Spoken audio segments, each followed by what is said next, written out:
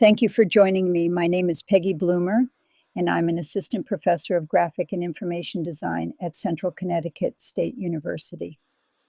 The title of my presentation is Design as a Companion Practice, Cultivating Self-Reliance in Design Education.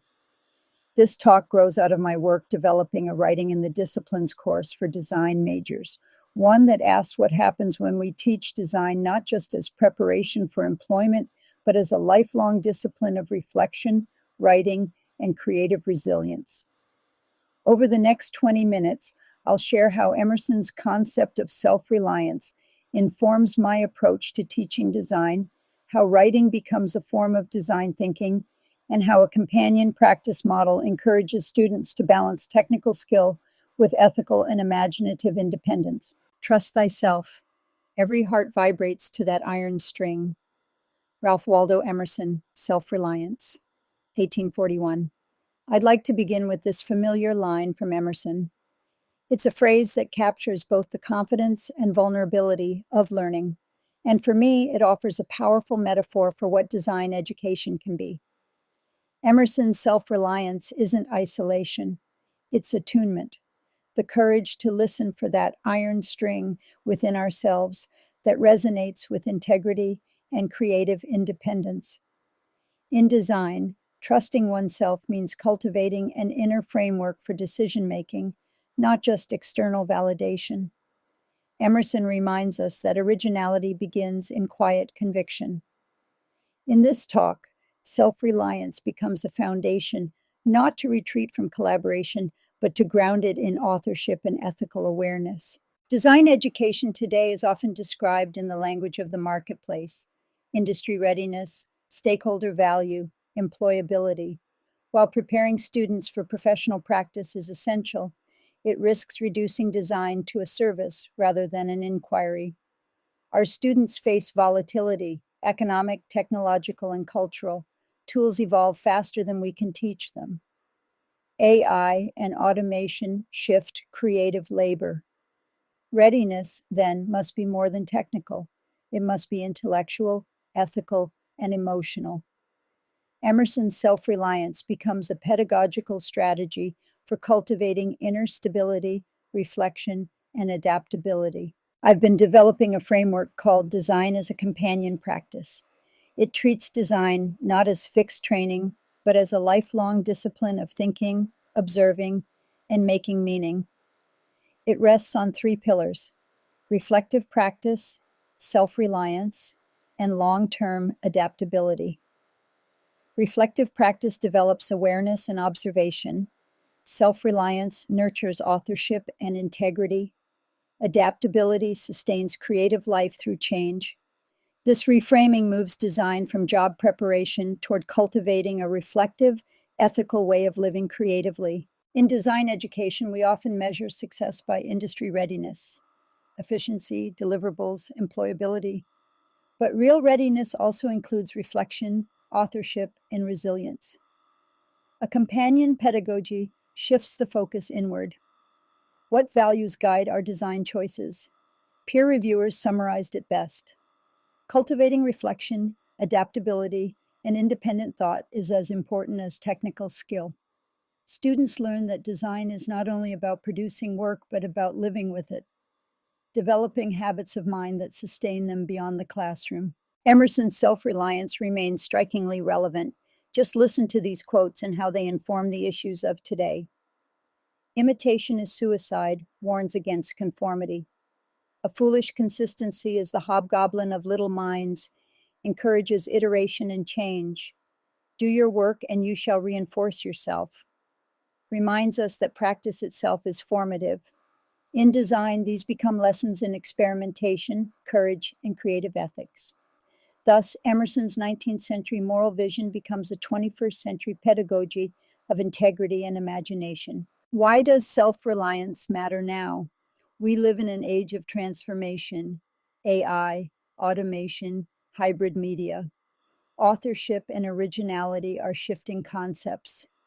Self-reliance today means orientation within change, the ability to locate one's ethical and creative compass amid volatility. It's the difference between being shaped by technology and shaping it. Self-reliant designers are resilient. They adapt across tools and roles without losing their integrity or sense of authorship. To bring these ideas into practice, I developed a Writing in the Disciplines course for the Graphic Information Design program at Central Connecticut State University. It treats writing and design as two languages of the same inquiry. Students don't write about design, they write through it, using text to articulate and challenge visual decisions. Each creates a 2,500 to 3,000 word research article and designs it into a printed and digital monograph. Writing becomes a mirror for practice, a tool for reflection and self-reliance. To support this work, the reading list introduces students to research methods and discourse across design scholarship, organized around topics such as design ethics and social responsibility, user-centered design and accessibility, design authorship and critical practice, typography and cultural identity, design and historical memory, environmental and sustainable design. These topic areas help students frame their own investigations, connecting design decisions to broader social, cultural, and material questions. The course follows a 16-week progression: research, drafting, visual integration, and publication. Students research design topics, draft essays, revise through critique, and ultimately design and typeset their own writing. Across the first 2 weeks, students establish foundations. They are introduced to writing in the disciplines and design research, explore possible topics, begin developing a proposal. They also write a short reflection on the role of writing in design. Weeks 3 through 5 are devoted to framing the inquiry. Students learn strategies for conducting a literature review and assemble an annotated bibliography. They consider research ethics while drafting and refining their proposals, ultimately shaping a clear research question and rationale. In weeks 6 and 7, students bring methods and planning together. They explore qualitative approaches, such as case studies and ethnography, while preparing a pilot plan. During this period, they outline their project, begin forming early visual concepts, and draft interview or observation plans. Weeks 8 and 9 focus on writing and revision. Students complete an initial draft, receive and give peer critiques centered on structure, evidence, and argument, and revise accordingly. They also practice the techniques of academic writing, including proper citation and stylistic clarity. Only in week 10 does the course turn to visual integration. Students begin incorporating images and data, learning to caption, cite, and make visual reasoning explicit within their written work. The course concludes with a printed and digital publication of approximately 2,500 to 3,000 words that combines research and argument, writing and design, reflection and authorship. The final monograph functions as both artifact and argument, a printed reflection on design thinking. Through this process, students understand that writing is a form of design reasoning, and design is a form of writing. Reflection is not a pause from design, it is design's method. Writing slows thinking so students can notice what they are doing and why. Both writing and layout involve rhythm, hierarchy, and meaning making. Reflection helps them see how aesthetic choices express values. Through reflection, they find ethical voice and creative integrity. It deepens rather than delays creativity. In addition, the interaction between the article's structure, its choices of type, titles, headings, and subheadings, and the integration of imagery and data visualization engages students in creating a long-form piece of writing that mirrors language organized into meaningful semantic components. This work connects directly to their often concurrent introduction to HTML and CSS, reinforcing an essential understanding of form, presentation, and the construction of information design. This concept lies at the heart of the major, graphic information design. When writing and design converge, students recognize them as dialogic acts. Writing becomes design reasoning. Design becomes written argument. For example, One student writing about mental health visualizations discovered that reflection changed her visual tone, more empathetic, less decorative. In other words, form is shaped by the function of the topic and the content of the subject. Emerson's integrity of your own mind becomes visible, alignment between thought, value, and form. Students gain resilience and recognize design as something that happens with them, not to them. Emerson wrote, "Society everywhere is in conspiracy against the manhood of every one of its members." In a time when civic engagement and the pressures of social change are so acute, Emerson calls on citizens to act with integrity and intellect. In design, conformity often hides in client obedience or adherence to aesthetic trends. I ask students to consider how they, as designers, can work with communities rather than for them. Pairing writing and design encourages critical authorship and agency. Here, resistance is constructive. It questions what is given and dares to imagine what might be. Reflection is not withdrawal, it facilitates ethical, imaginative action. Students' reflective writing frequently leads to projects rooted in community and justice, such as data visualizations on housing inequities, accessible communication systems, typographic works that explore language and belonging, and the needs of humans within contemporary computational systems. While NACE competencies focus on fulfilling workplace demands and constraints, engaging in writing and adopting a slower, more intentional process offers essential civic and intellectual grounding within individual design practices. Reflection transforms awareness into guidance, connecting design to epistemic justice, recognizing knowledge as lived, shared, and embodied. It prepares students to design with purpose, fostering practices where reflection informs and energizes action. Those same competencies value strategic and critical thinking in the workplace. Reading and writing, as well as pausing and contemplating, inform both strategic and critical thinking. Self-reliance becomes a lifelong ethic. Today's designers must meet the expectations of a marketplace that values business competencies, fluency with new tools, and the ability to adapt to rapidly evolving roles.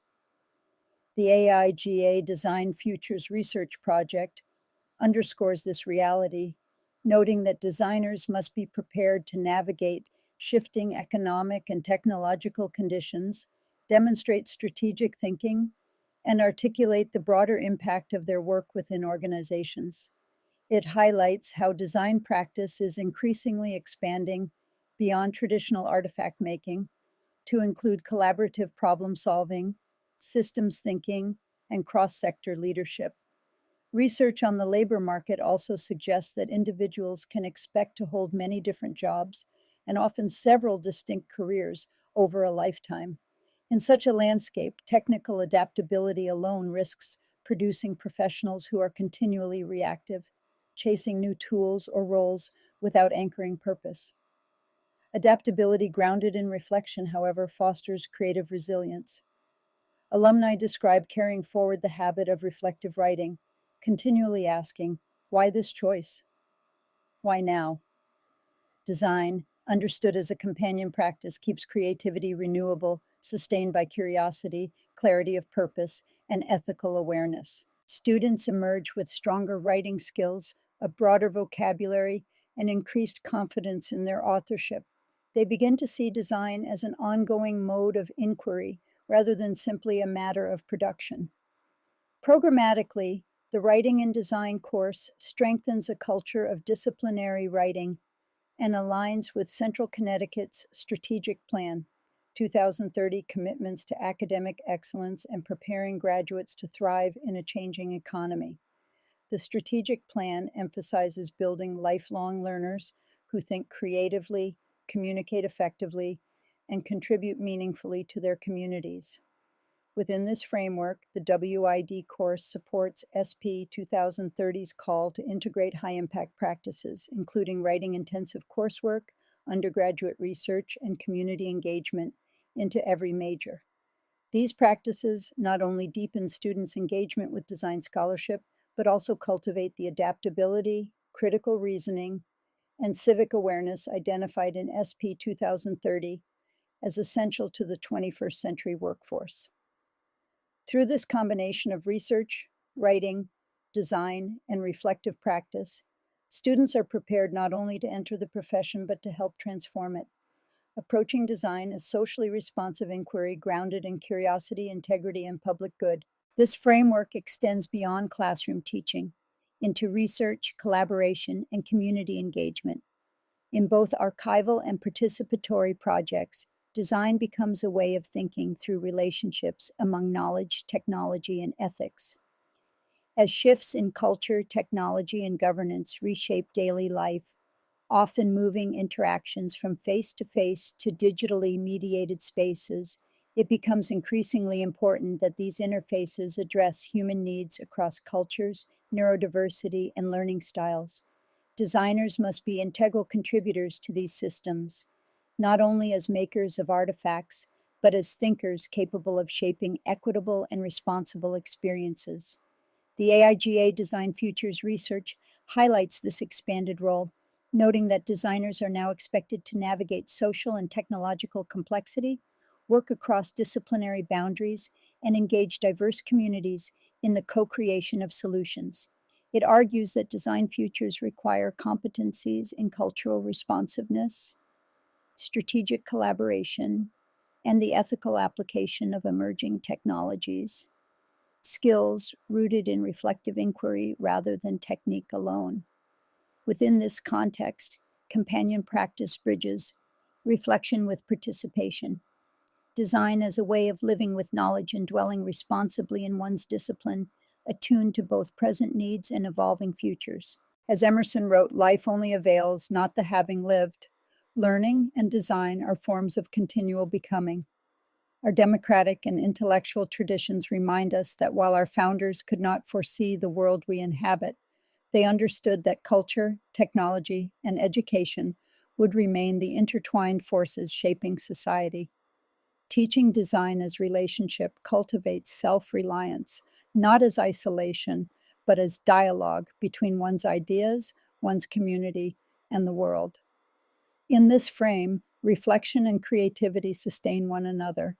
Design education becomes a pedagogy of renewal, a practice that keeps us in motion. So I'd like to leave us with a few questions. How might design pedagogy balance technical skill with self-formation? What does self-reliance look like in collaborative, community-centered practice? How can writing continue to shape the future of design as inquiry, as participation, and as ethical action? These questions point toward a future in which design education prepares students not only to enter the field, but to continually reimagine and reshape it. Nothing can bring you peace but yourself. Emerson. Here, peace means alignment, when thought, making, and meaning connect. Design as a companion practice cultivates that alignment through curiosity, ethics, and courage. Thank you for spending this time with me. If you'd like to see the reading list, prompts, or syllabus for this course, please feel free to reach out at bloomerp@ccsu.edu. I would also love to learn how other educators are integrating reading, writing, and design to meet a rapidly changing world and to continue the conversation and collaboration.